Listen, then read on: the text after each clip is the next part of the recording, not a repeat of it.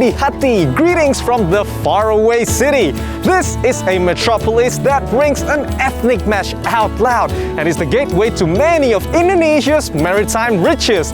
Today, Indonesia takes you north of the equator to Manado. Come see the beauty only on Indonesia.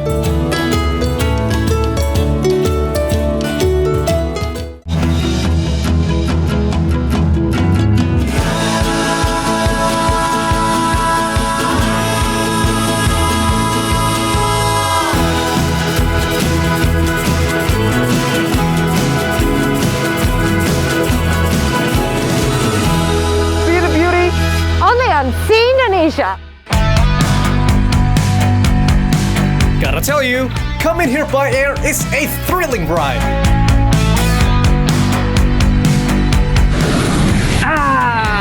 Getting into Manado is just something else. You're flying there, dodging clouds, dodging mountains, and then there's the beach. It's a beautiful view, and here we are.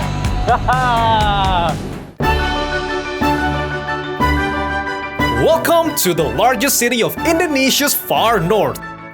We say far because Manado is actually closer to Manila in the Philippines than it is to Jakarta. Actually, this could explain the origin of the name. It first came about in the 16th century from the Minahasa native word Manaro, which means far away. Whew, that sea breeze! This city is a vital gateway for islanders like these boats you see here. They would take people all the way up to the northernmost point of Indonesia. Back in the days, this was a hub for spice trades. The European came here knowing this place was called Manarao. With a mix of local dialect, it became known as Manado. As the trading hub of North Sulawesi, about 500,000 people call this coastal metropolis home. Although notably smaller than other major cities in the country, Manado will welcome you with a bang.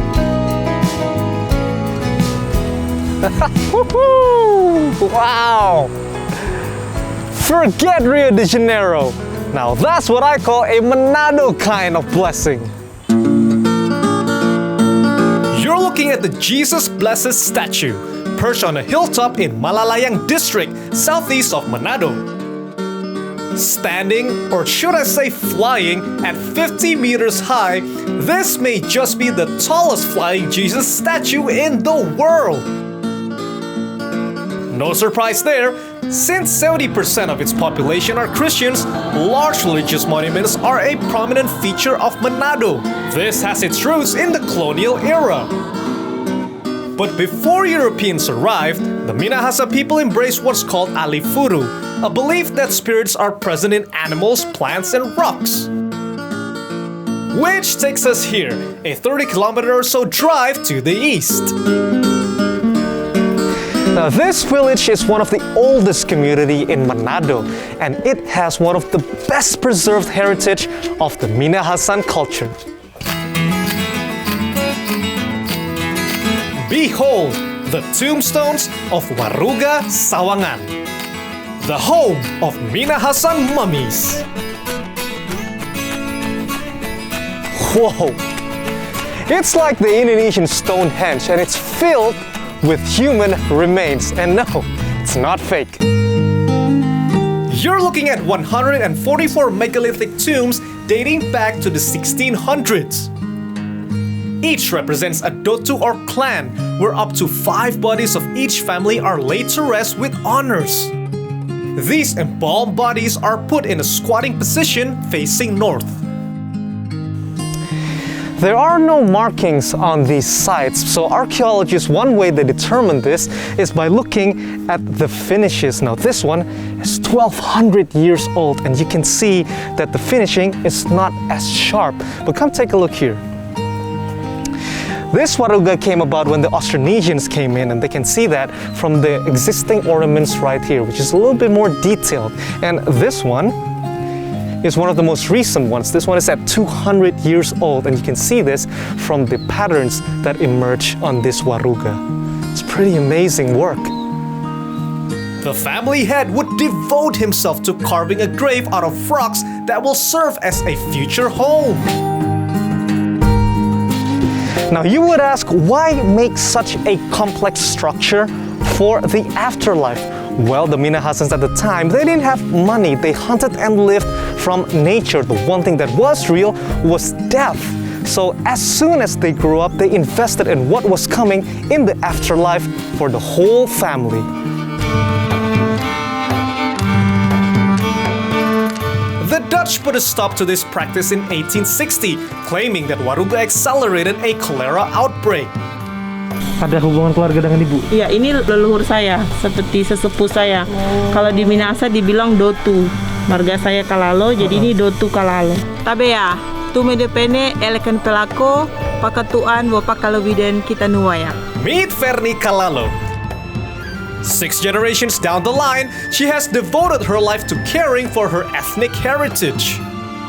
Jadi Bu, budaya seperti ini nih kalau kita lihat indah sekali. Iya. Kenapa udah nggak seperti ini lagi, Bu? Di desa kami itu ada pemerintah Belanda, ada hukum tua yang pada situ dia melarang kita untuk berdialog atau berbahasa Minahasa asli. Dia lebih memutihkan budaya kita. Sebenarnya kita mempunyai budaya yang sangat kental tentang budaya Minahasa, cara berpakaian, cara pandang, cara hidup kita bagaimana kesehariannya. Karena waktu itu pemerintahan Belanda, jadi kita sudah hilang. Locals easily embrace westernization as their new way of life, and so the Warugas wither away.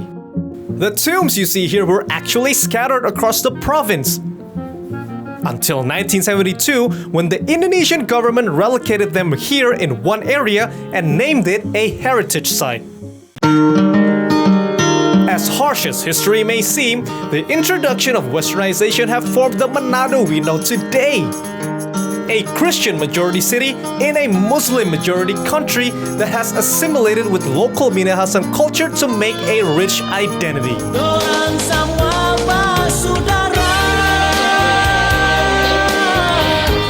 Torang semua basudara. That's the tune you're listening to right now. And that is the slogan of Manado. And it's more than just lyrics to a song or just words, because this city takes pride in unity, in diversity.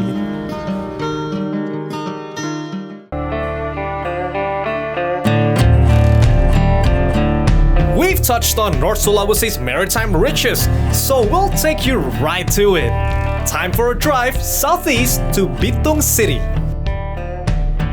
This 40-kilometer highway, recently opened in 2020, saves up to 30 minutes of driving right to the heart of North Sulawesi's special economic region of Bitung.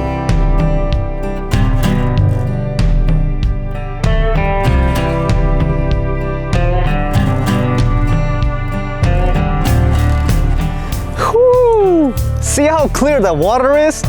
That's gonna make some good catch. Welcome to Indonesia's capital of tuna. And right where I'm standing is its powerhouse. This port serves as one of Asia's largest tuna industry, bringing back up to 50,000 tons in annual catch, according to the Maritime and Fisheries Ministry in 2019. Half for exports, with an annual worth of 120 million US dollars. Yellowfins, they go for $200 a pop. One major catch is the skipjack tuna, and locals have their own unique way of serving this. That's a mountain of coconut, and you see that? See that smoke? Well, we've come to a village here in Bitung where they have made a name for themselves, making a special North Sulawesi delight. It's called Cakalang Fufu. A smoky greeting from Kampung Loyang. I could barely see. Yep, they've started. That's their factory. It's a neighborhood popular for a single product, smoked skipjacks. Oh, doesn't that sound so good already? Pokok rasanya maknyus, paling enak, ketagihan. Here's Ibu Fatima, a joyful pitmaster who heads the village Skipjack Smokehouses Association, and she takes pride in it. Alhamdulillah dengan ikan asap ini dikenal Kampung Loyang ini meskipun rupa orang bilang terlalu kumuh. There are at least a dozen home-run smokehouses here, producing over 1,000 smoked skipjacks every day. They mostly started out simply as skipjack processing facilities, selling them raw. That changed when they started adopting smoke curing, which makes the skipjacks last longer, distinctively aromatic, and more valuable. In 1992, Kampung Loyang became a cakalang fufu center, and locals love it. Sini aja Mas nggak mampu, apalagi kita mau jual keluar. Alright, let's see how they make it. Papua kami bawa dari sana cuma pindah. Work starts in the afternoon or after sundown. One of them here is just getting started, preparing an order of 100 kilograms of smoked skipjacks. Frozen skipjacks are brought in from processing plants or the fish market at Bitung Port. The smokers would then cut off the fins, then clean and gut the fishes.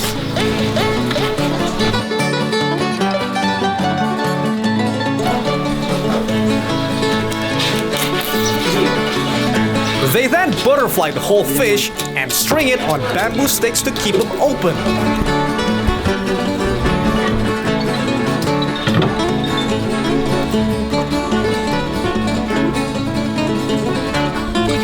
Then it's slow cooking time.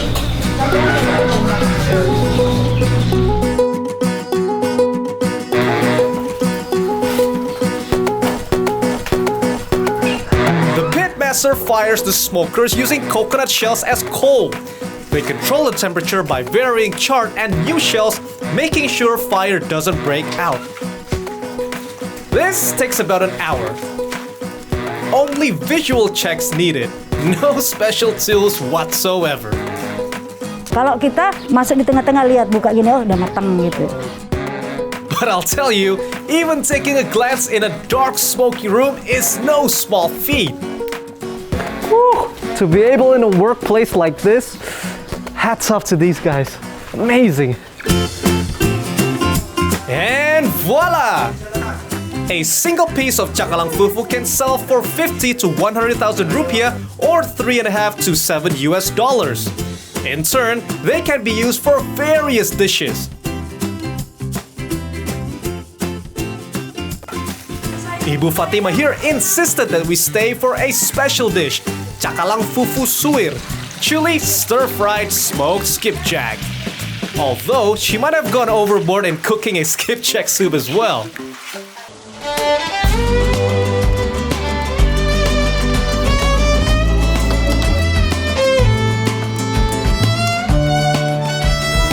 Whoo, that smells so good. Wash my hands there. Okay. Some rice, here we go. Oh. The smokiness, the juiciness of the meat. That is tuna on another level. Oh, that is beautiful. That is such a good taste. Ooh, it's spicy. Ooh. After sweating buckets and getting our head to toe all smoky, that was all worth it.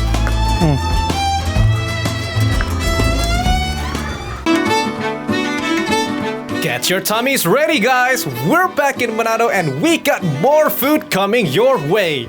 Allow us to go out of our way and start with a famous Manado dessert, klapper tart. If you haven't noticed already, Manado has an abundant amount of coconuts. They make every kind of treat, sweet, savory as well. Now, today we are going to make one of Manado's specialties, and we've come to the place where they say this is one of the best ones in town. Come on. Hello, Tante Mika. Hello. So, Tante Mika here, we hear that you make the best klapper tart in town. Meet Mika Rompas. I call her Tante or Auntie Mika. A native Minahasan, she's been making kelapa tarts for over 35 years. What is a kelapa tart that I'm hearing so much? Kelapa tart is special souvenir dessert from Minahasa Utara because we live in Minahasa Utara now. And our village is Kawangkoan. All right. Okay. And this is something that came from the Dutch, you said? I think so because long time ago that they stay here and so many people don't know how to make kelapa tart and they teach for the people here. And you got ingredients from where? Grandma. Story has it, the dessert was an idea of Dutch wives to combine local coconuts with tart. And kelapa tart literally means simply coconut cake. Alright, let's rock and roll. First, the coconuts, although they are quite high. Every kelapa tart starts with a fresh coconut.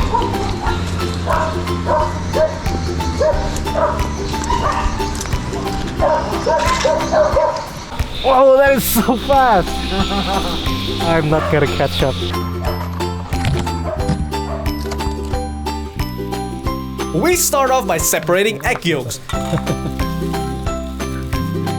Then we mix it with milk, coconut water, flour, cornstarch, butter, and chopped coconuts. Okay, so this is ready? Yeah. Where do we put this stuff? We cook the mix until they thicken. Yummy, yummy.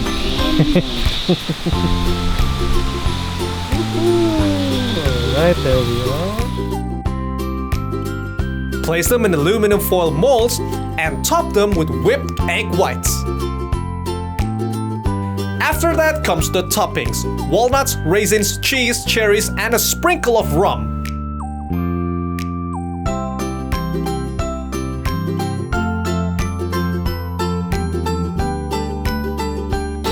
Ah, look at that. Traditional oven.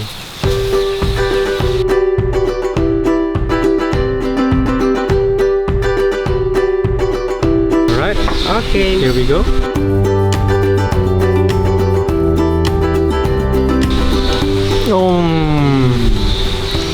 Delicious. Yummy. So that coconut is very different, Tanta. What makes it different? Because if I take the coconut under the tree, there is a corn or something vegetable or ingredients. Sometimes they put pesticide inside, so that I don't like make it. So if I make kelapa tart, I must take from my own garden. And that's something you cannot replicate. A large pan of kelapa tart will set you back 250,000 rupiah or $17.5 US. Trust me, that'll get you full. So good.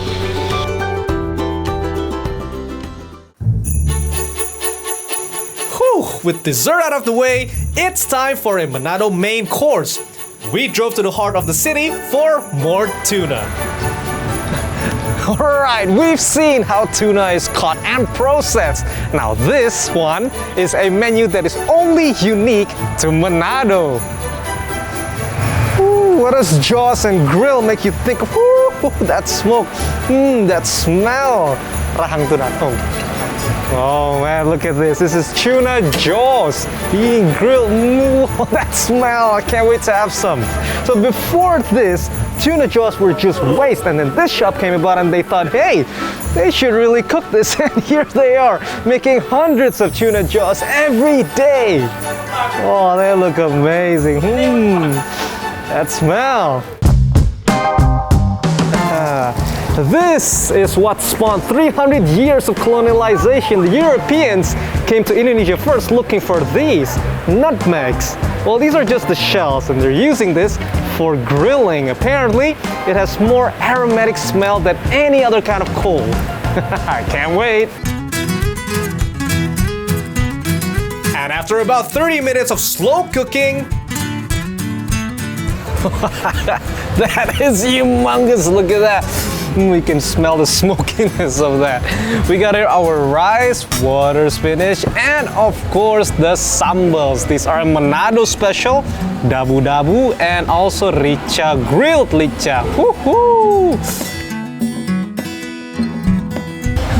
Wow, okay, that's a big piece. Whoa, that is awesome. Let's taste the seafood. That is beautiful. I love that. That is so good. Sambal dabu-dabu.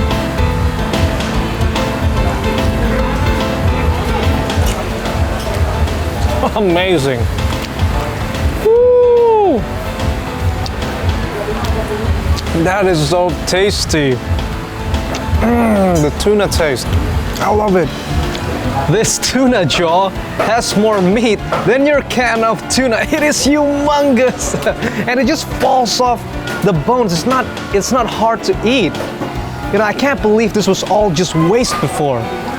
If it were just me and my wife on a date, we wouldn't finish this between the two of us. But I'm hungry today.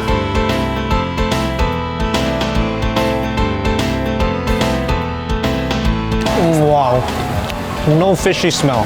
Just meat. Ooh, just give me a sec. Ooh.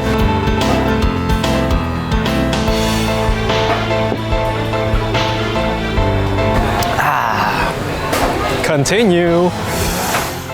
You won't believe how much we paid for that.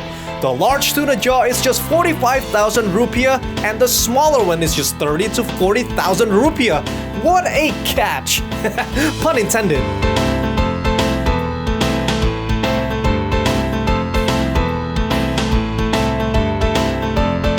Well, that does it for our tour of Manado. A diverse city with great taste and riches. A faraway city that now feels closer to our hearts.